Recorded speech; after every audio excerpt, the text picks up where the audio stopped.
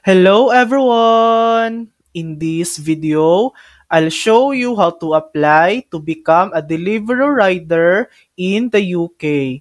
So let's get started. First, open the App Store or Google Play Store. Search for Deliveroo Rider and download the app. Once installed, open the app and tap Apply to be a rider at the bottom. Next, select your city or region where you want to work.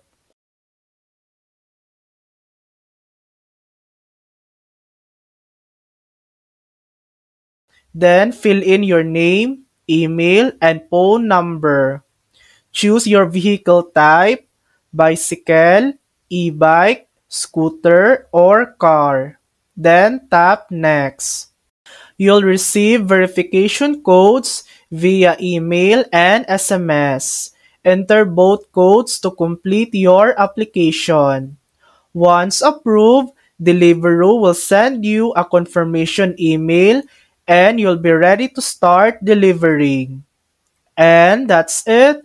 That's how to apply to become a Deliveroo rider in the UK. Thanks for watching! If this video helped you, please like and subscribe for more helpful tutorials.